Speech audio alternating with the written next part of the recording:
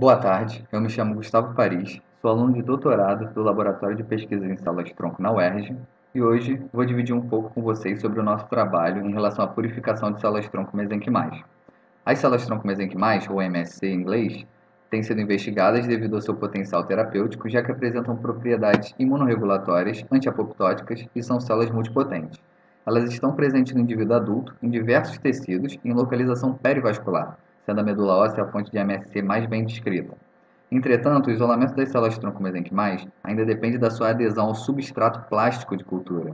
Dessa maneira, uma heterogeneidade persiste nessa população que é chamada de célula-tronco mesenquimal, prejudicando o isolamento das células verdadeiramente troncos e multipotentes e também a utilização dessas células em protocolos de terapia celular e engenharia tecidual. Atualmente, a técnica de isolamento padrão ouro para as MSCs continua sendo aquela desenvolvida em 1970 por Friedenstein, na qual as células da medula óssea total são cultivadas por 3 dias e, ao final, as células que não aderiram são descartadas junto com o sobrenadante. Assim, todo esse grupo de células é chamado de MSC, enquanto na verdade apenas algumas células apresentam, de fato, as características de célula-tronco mesenquimal. Então, a modificação proposta pelo nosso grupo é, ao invés de descartar as células não aderidas após 3 dias de cultura, utilizarmos essas células para iniciar uma nova cultura. Dessa maneira, nós obtivemos 24 amostras de pacientes com osteoartrite submetidos à artroplastia total de quadril e comparamos as células isoladas pelo protocolo padrão ouro, no qual descarta o sobrenadante e as células que não aderiram, então só isola aquelas MSCs que aderem rapidamente. Daqui para frente nós vamos chamar essa população de MSC de adesão rápida, ou MSC-RA, em comparação com aquelas células tronco mesenquimais isoladas através do protocolo modificado pela gente, no qual a gente usa as células do sobrenadante, que não aderiram nos 3 primeiros dias, então a gente passa a chamar elas de MSC-LA ou MSC, de adesão lenta.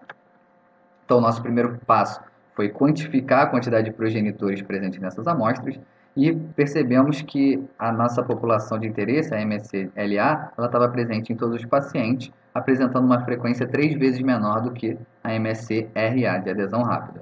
Mas o mais interessante é que a nossa população de adesão lenta, ela produziu colônias com 2 vezes mais células do que a população células-tronco mesenquimais de adesão rápida. Dessa maneira, mostrando então que há um maior potencial proliferativo nas células de tronco mesenquimais de adesão lenta.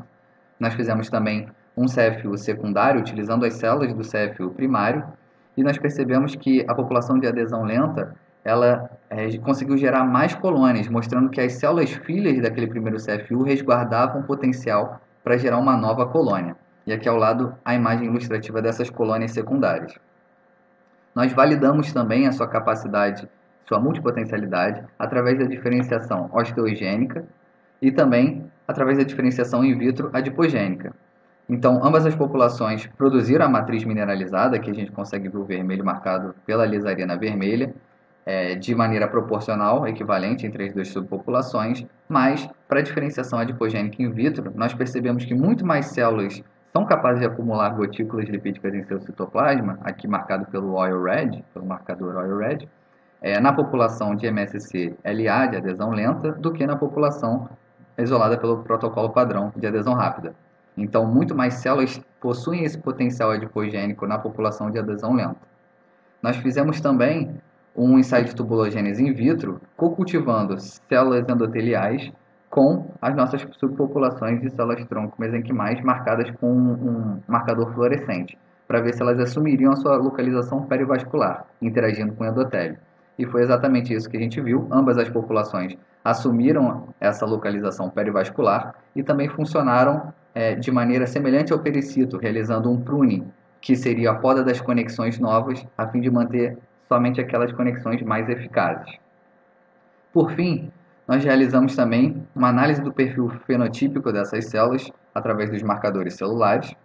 Então, ambos os grupos apresentaram um perfil esperado para MSC, com a maioria das células sendo positivas para CD90, CD73, CD44, CD29, CD10 e CD54, e sendo negativo para marcadores endoteliais e hematopoéticos. O grupo de MSC-RA, de adesão rápida, apresentou uma maior contaminação com células hematopoéticas, que são as CD45 positivos e HLA positivos. Desculpa, CD45 positivo. O grupo MSCRA apresentou maior contaminação com células hematopoéticas, que são as CD45 positivas e CD184 positivas, e também para células HLA positivas, enquanto que o grupo de MSC-LA, de adesão lenta, ela possui mais células CD24 positivas, CD49 positivas e principalmente CD146 positivas, que é um marcador de MSC perivascular. Como alguns autores descrevem que as células-tronco de menor tamanho elas são também mais indiferenciadas, nós dissecamos a nossa análise e percebemos que o CD24 seleciona a população de MSC-LA com um tamanho menor, podendo ser então um promissor marcador para a purificação dessa população. Dessa forma, o nosso protocolo ele aumenta em 33% a eficiência de isolamento das MSC, com baixíssimo custo, e cultiva seletivamente MSCs indiferenciadas, com perfil perivascular. Muito obrigado.